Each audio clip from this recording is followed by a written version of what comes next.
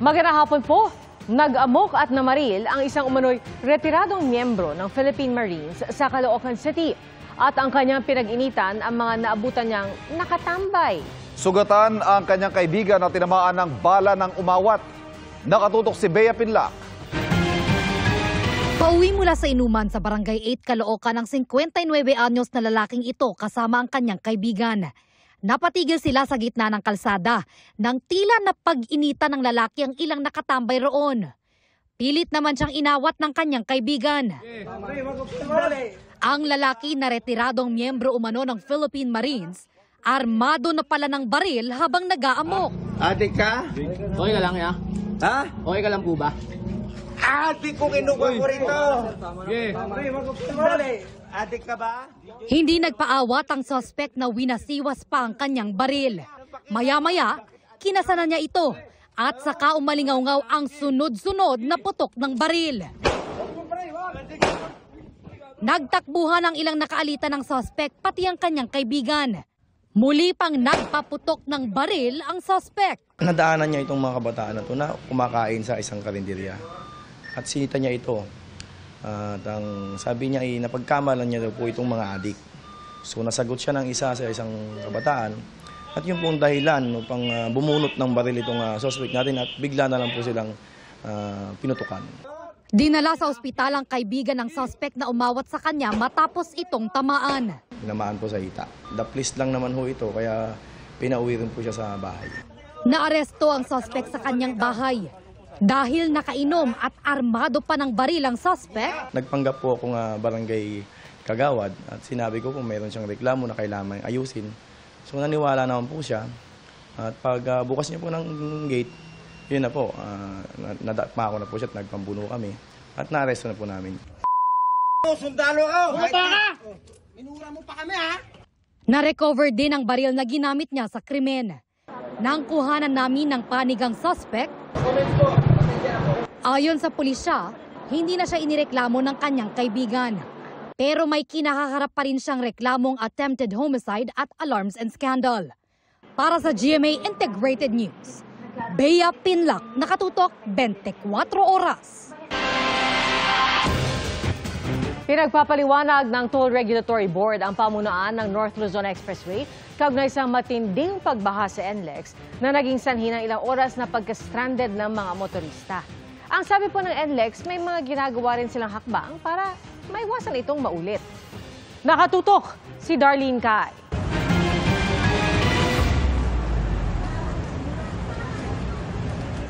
Dahil sa magdamag na malakas na buhos ng ulan, unti-unting tumaas ang baha sa NLEX Balintawak southbound sa North Luzon Expressway noong Lunes.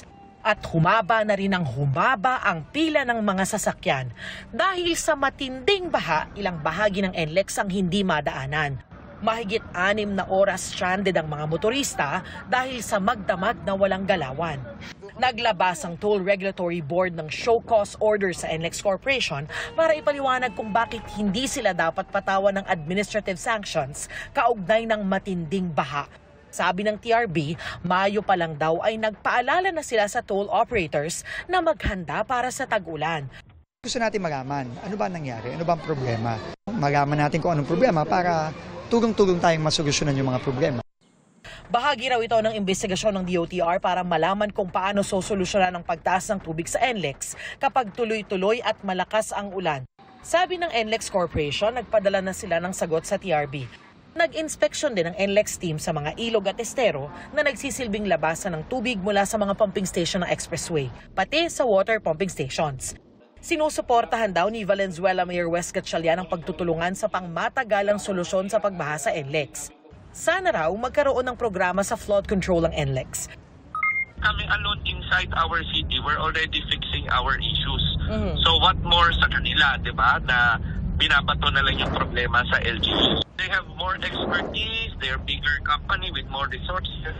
So I expect more from them.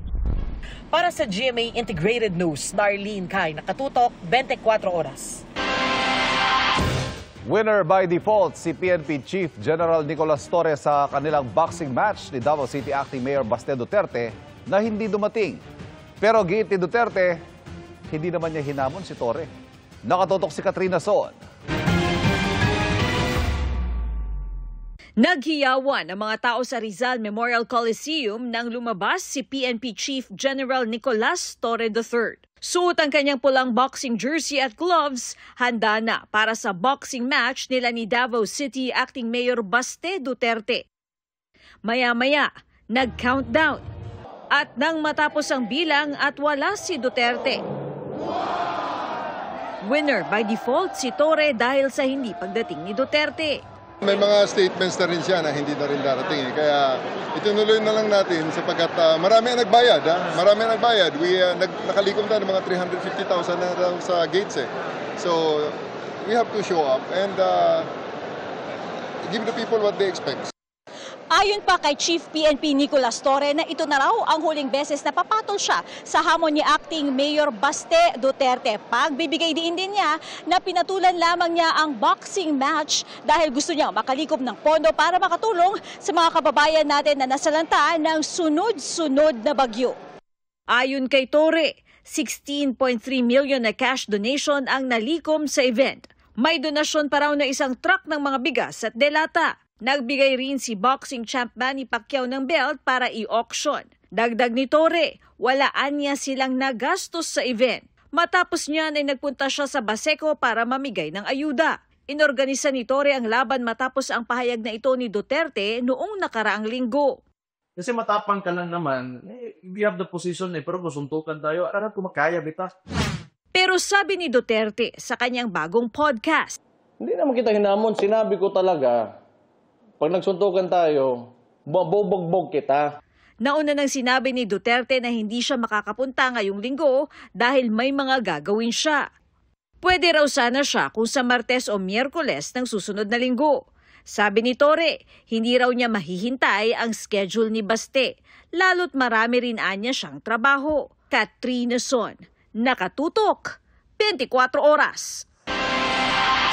Tingin na ilang retiradong maestrado ng Korte Suprema, taliwas sa umiiral na patakaran ang desisyon ng Korte Suprema kaugnay sa impeachment complaint laban kay Vice President Sara Duterte. Hindi raw maaaring basta ipatupad na lamang ng Korte Suprema ang anilay mga bagong patakaran. Nakatutok si Joseph Moro. Ang pag-dismiss daw ng House of Representatives sa tatlong naon ng impeachment complaint ang dahilan kung bakit bawal na ang paghahain ng ika-4 na impeachment complaint na nasa Senado ngayon laban kay Vice President Sara Duterte.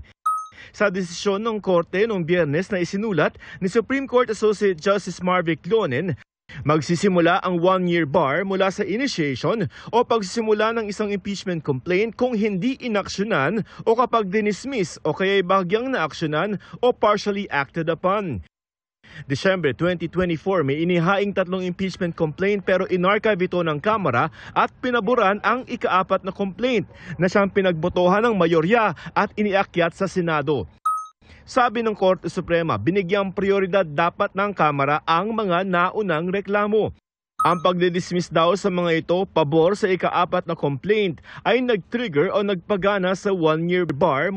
Sa separate concurring opinion ni Associate Justice Rodil Salameda, ang hindi raw pag-aksyon ng Kamara sa 3 naunang complaint ay nagsalba kay Duterte para hindi na sumagot sa mga aligasyon laban sa kanya.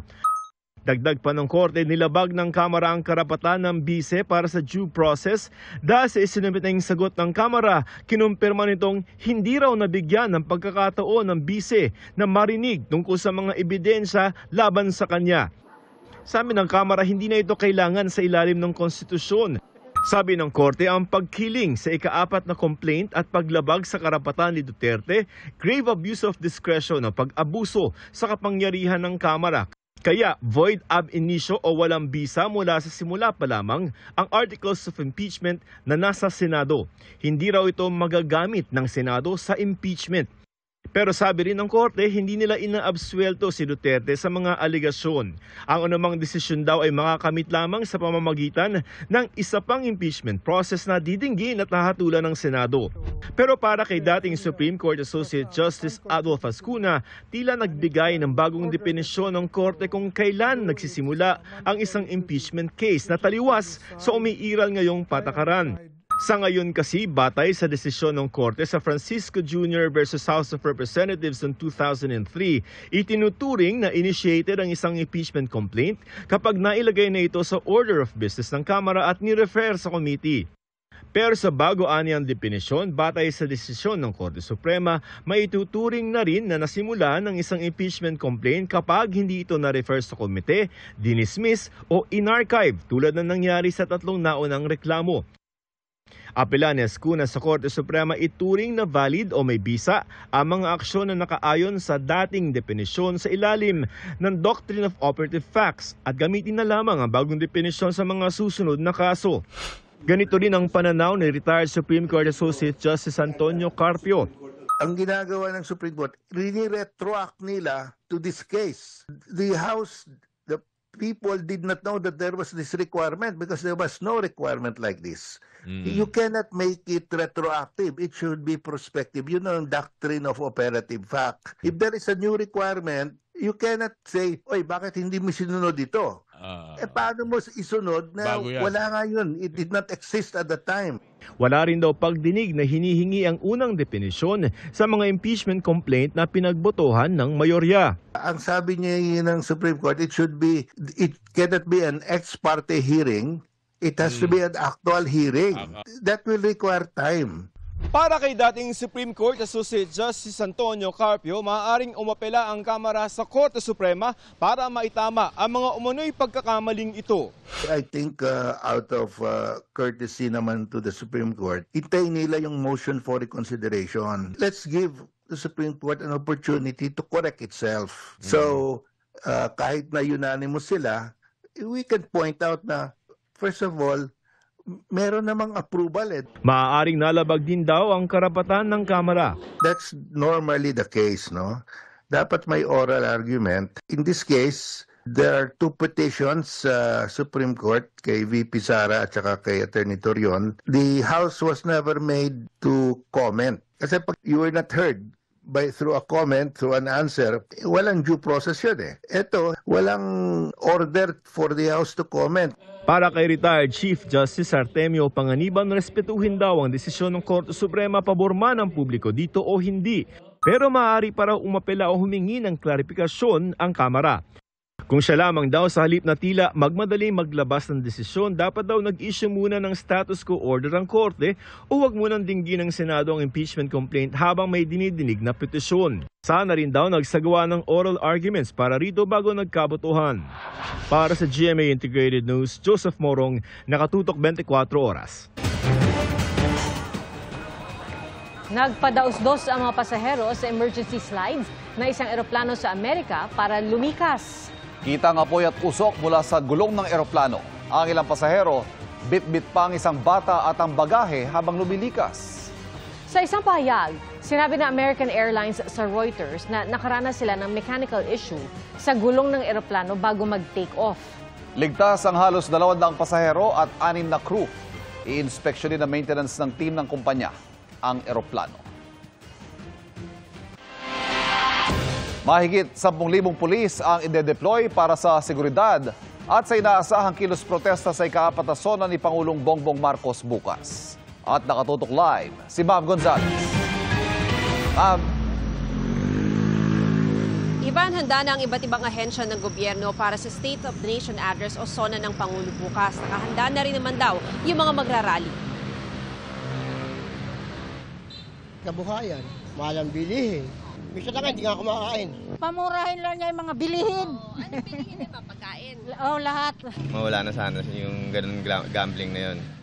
Kabilang ito sa mga gusto raw sana ng mga kababayan natin na matugunan ni Pangulong Bongbong Marcos sa kanyang ika-4 na State of the Nation Address bukas. Ang Batasang Pambansa Complex kung saan magsusona ang Pangulo, naka-lockdown na. Ini-inspeksyon lahat ng sasakyang pumapasok. May tent ng mga pulis sa Batasan Road. Mahigit 10,000 pulis Quezon City ang ide-deploy bukas. Handa na rin ang loob ng Batasan Complex. Dahil sa SONA, suspendido ang klase sa lahat ng antas sa pampubliko at pribadong paaralan sa buong Quezon City bukas. Magpapatupad ng citywide liquor ban mula mamayang 12:01 ng hating gabi hanggang alas 6 ng gabi bukas. Magdaragdag din ang tauhan ng LGU para magmando sa trapiko. Magpapatupad naman ang MMDA ng counterflow sa Commonwealth Avenue. Sakaling umulan bukas, naiayos na po natin yung drainage inlet dyan po sa Commonwealth. Temporarily ay lalagyan po muna namin, may mga mobile pumps po tayo sa MMDA. Tututukan muna po namin para po, again, maibato pupunta sa creek yung tubig dyan sa Commonwealth. Paalala ng MMDA, iiral pa rin ang No Contact Apprehension Policy o NCAP sa Commonwealth bukas. Kanina nag-inspeksyon din ang Department of Transportation SAIC sa mga terminal sa Metro Manila. Ang grupong bayan magsusunog daw ng FEG na tinawag nilang bombong mambubudol. Past 3 years, ang dami niyang pangako pero walang natutupad.